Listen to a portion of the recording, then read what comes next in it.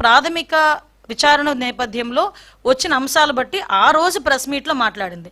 తర్వాత మేము దాని మీద విచారణ కొంచెం కొనసాగించి ఇన్వెస్టిగేషన్ కొంచెం ఇన్డెప్త్కి వెళ్ళేసరికి ఆ వీడియోలు మొత్తం అన్ని కూడా బయటకు వచ్చినాయి. ఇప్పుడు ఎస్పీ స్థాయి వ్యక్తి ఒక వీడియో బయట పెట్టి ఈ వీడియో ద్వారా మేము ఇది కేసు కడుతున్నామంటే దాన్ని మేము క్లియర్ తీసుకోకుండా ఎవరు కూడా అలా చేయరు కదా, ఎవరు వాళ్ళ ఉద్యోగాల మీదకి తెచ్చుకోరు కదా. తర్వాత చాలా క్లియర్గా నిన్ననే ఎస్పీ ఫోన్ మళ్ళీ ప్రెస్ మీట్ పెట్టి ఈ రకంగా జరిగింది, సో మేము ఈ కేసులు కడుతున్నామని చెప్పారు. ఇన్వెస్టిగేషన్ తర్వాత వచ్చి నేను ఇన్ఫర్మేషన్ కాబట్టి చెప్పాం.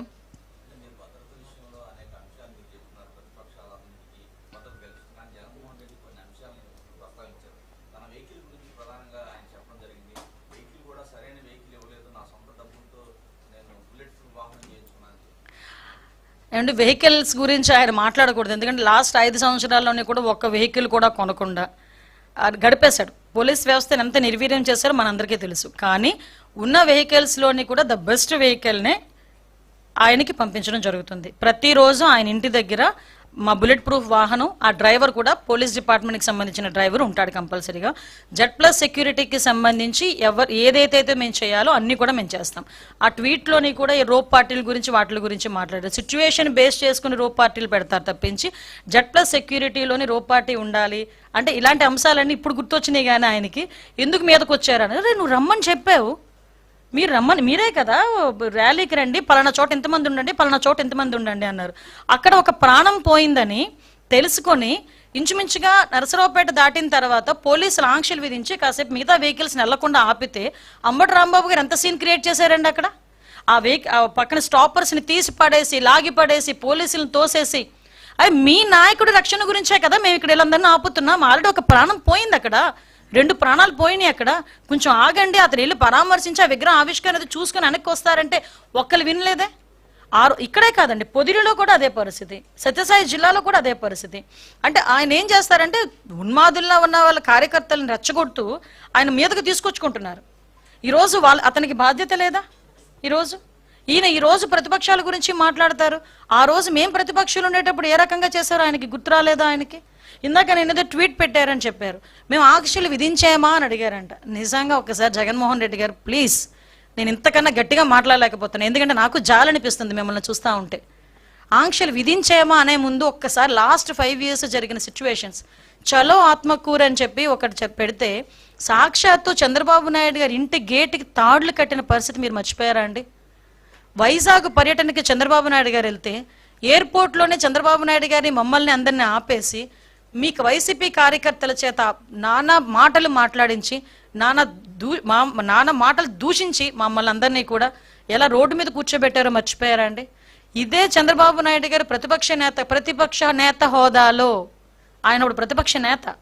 ఈరోజు మీరు కాదేమో ప్రతిపక్ష హోదా లేదు మీకు, కానీ ఆయన ఆ రోజు ప్రతిపక్ష పార్టీ హోదాలో ఆ రోజు నాయకుడిగా తిరుపతి వెళ్తే, అదే తిరుపతి ఎయిర్పోర్ట్ నుంచి బయటికి కూడా రాకపోతే తిరుపతి విమానాశ్రయంలో ఆయన కూర్చొని ధర్నా చేసిన పరిస్థితి మీరు మర్చిపోయారా?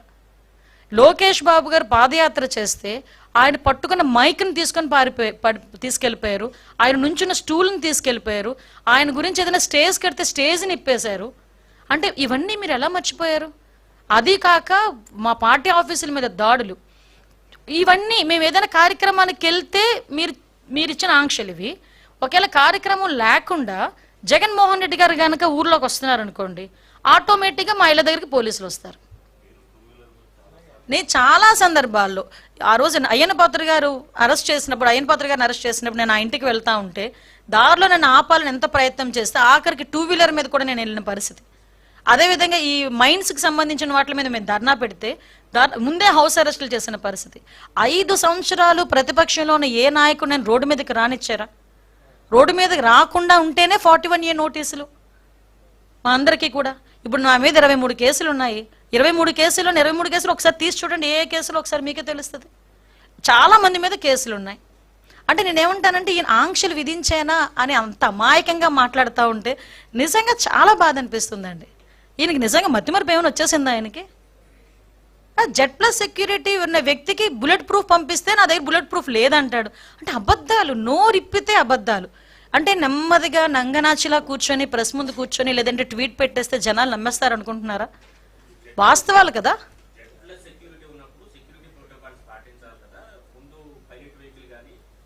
మీకు ఒకసారి మీకు వీడియో పెడతానండి. ఆయన బయటికి వెళ్ళేటప్పుడు, ఆయన ఇంటి నుంచి బయటకు వచ్చేటప్పుడు, ఎస్ ట్వీట్లో అన్నారు, నేను అదే చెప్తున్నా. ఆయన ట్వీట్ పెట్టేటప్పుడు ట్వీట్లో అబద్ధాలు ఉంటాయి, ఆయన ప్రెస్ మీట్ కూర్చొని మాట్లాడేటప్పుడు అందులో అబద్ధాలు ఉంటాయి.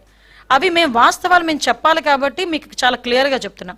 జగన్మోహన్ రెడ్డి ఇంటి నుంచి బయటకు వచ్చిన తర్వాత ఆయన మళ్ళీ ఏదైనా ప్రాబ్లం ఫేస్ అవుతుందేమోనని, జనాలు ఎక్కువ మంది వస్తారు కదా అని ఆయన జెడ్ ప్లస్ సెక్యూరిటీ అనే వ్యక్తిని 3 వెహికల్స్ ముందు పైలట్ వెళ్ళినాయి. అందులో ఒక డిఎస్పీ కూడా ఉన్నాడు. 3 వెహికల్స్ వెళ్ళినాయండి పైలట్. ఎందుకు నేను ఇంత మాట్లాడుతుంది, ఫస్ట్ నేను వెహికల్ వీడియో చూశాను. 3 వెహికల్స్ నేను చూసుకున్నా ఎన్ని వెహికల్స్ వెళ్తున్నాయి ముందు. నేను పైలట్, ఎస్కార్ట్ కాక ఇంకో 2-3 వెహికల్స్ ఎక్స్ట్రాగా మేము పంపించుకున్నాం. అరే మీరు కంట్రోల్ చేయాల్సిన మీ కార్యకర్తలు మీరు కంట్రోల్ చేయకుండా, అది ఒకటేనండి నేను చెప్తున్నాను. మాట్లాడితే మా భద్రత గురించి మాట్లాడుతున్నారు. అరే నీ వెనకాతల నుంచి అన్ని ఒకడు రప్పా మనం కోస్తానంటే నువ్వెందుకు మాట్లాడలేకపోయావు ఆ రోజు? అదెందుకు ఆలోచన చేయట్లే? అది సొసైటీ ఇప్పుడు నీ భద్రత గురించి ఆలోచిస్తున్నావు. నీ కార్యకర్త వల్ల సమాజానికి థ్రెట్ ఉంది ఈరోజు. ఆ సొసైటీ భద్రతను ఎవరు కాపాడతాడు? నీ కార్యకర్త నీ ర్యాలీలో నుంచొని రప్పా నరుకుతానని ఒకడంటాడు, కోసేస్తాను ఒకడంటాడు, 20 రాజారెడ్డి రాజ్యాంగం మళ్ళీ తిరిగి రాస్తామని ఒకడంటాడు, ట్వీట్లు ఫేస్బుక్లో నోటుకు వచ్చినట్టు పెడతాడు, ఒకడు గొడ్డలు పట్టుకుంటాడు, ఒకటి వేట కొడవలు పట్టుకుంటాడు.